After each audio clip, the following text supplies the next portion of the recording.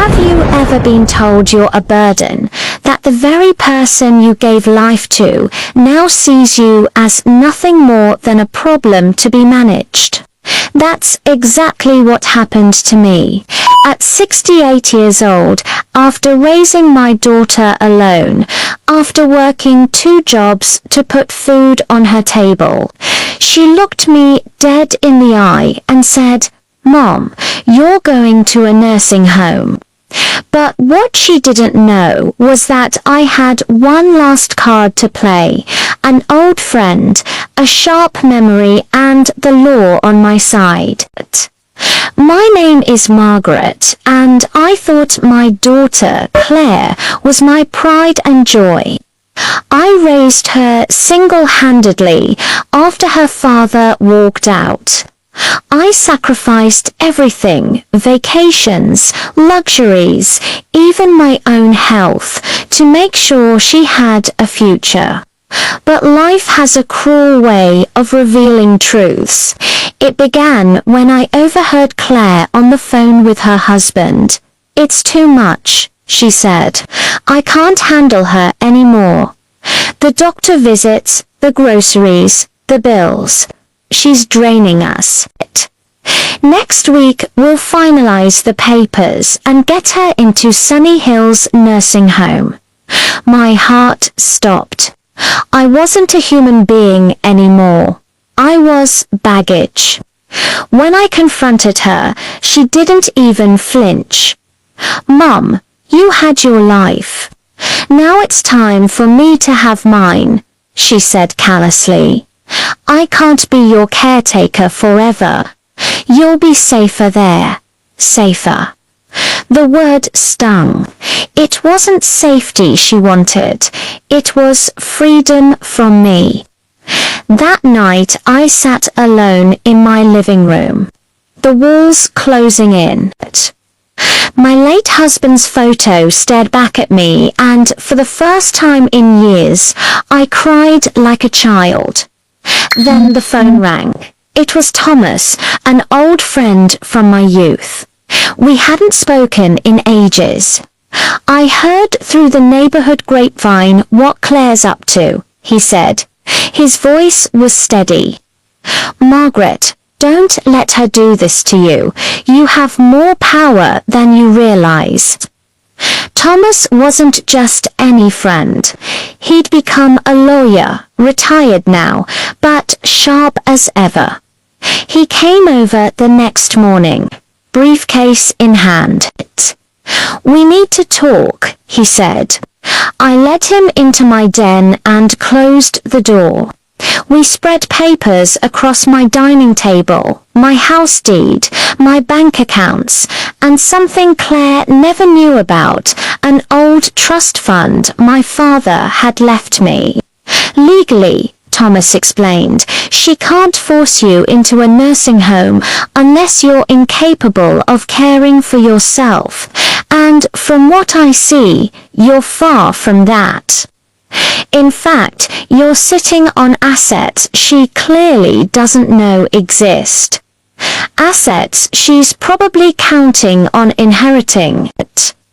For the first time in weeks, I felt my spine straighten. Thomas helped me draft new documents. I transferred my house into a living trust, naming him as the trustee. I updated my will, cutting Claire out entirely. And then the DA. We planned a little meeting. When Claire came home that evening, I was waiting for her at the kitchen table. Thomas sat beside me, his presence making her uneasy. "What's this?" she found. I spoke calmly, though my heart pounded. "Claire, I know about Sunny Hills. I know what you've been planning, but you should also know I'm not as helpless as you think." She rolled her eyes. "Mum, stop being dramatic. I'm just trying to do what's best." "No," Thomas cut in.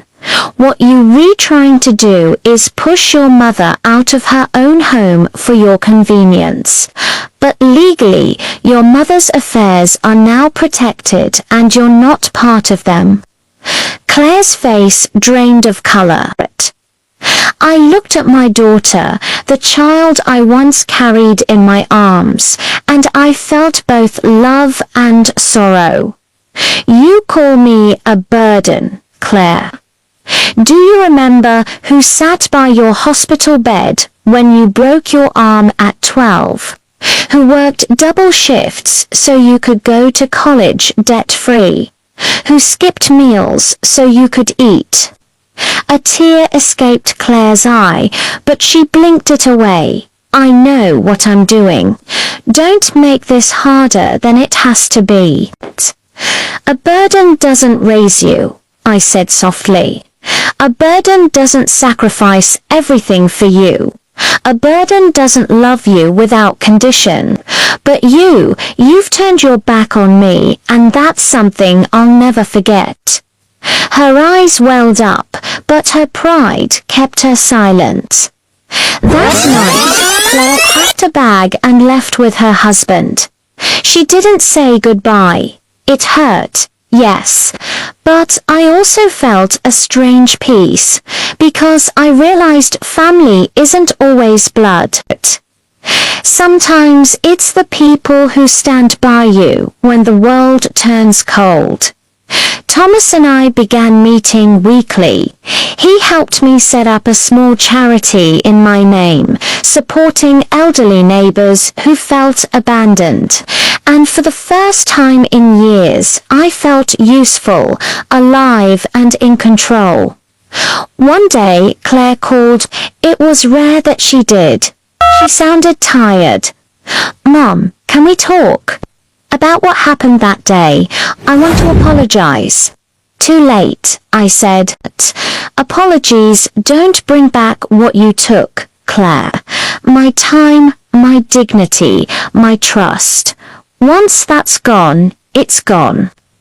Silence hung heavy on the line. Look, I'll be honest. I need your help. Michael and I are in a financial bind. I need money. My blood boiled. Was this how it always ended? With Claire holding out her hand, expecting me to fill it. Don't ask me for anything. If you need money, find another investor, I said sharply. How dare you speak to me like that? She snapped back. I'm your mother. It's the least you can do. You know what? You're right, I said, rising slowly. You are my mother. But I won't beg for your forgiveness, and I certainly won't ask for money. I have something you don't, Claire. I have principles. I hung up before she could respond. Days turned into weeks, weeks into months. I lived each day to its fullest, cherishing the simple things. A sunny morning, a good book, a shared laugh with Thomas over old times. One afternoon, I noticed Thomas looking at my late husband's picture. It brought back a flood of memories. Do you ever miss him? He asked, his voice thick with emotion. Every day, I whispered, tears welling up. But I'm glad he's no longer suffering.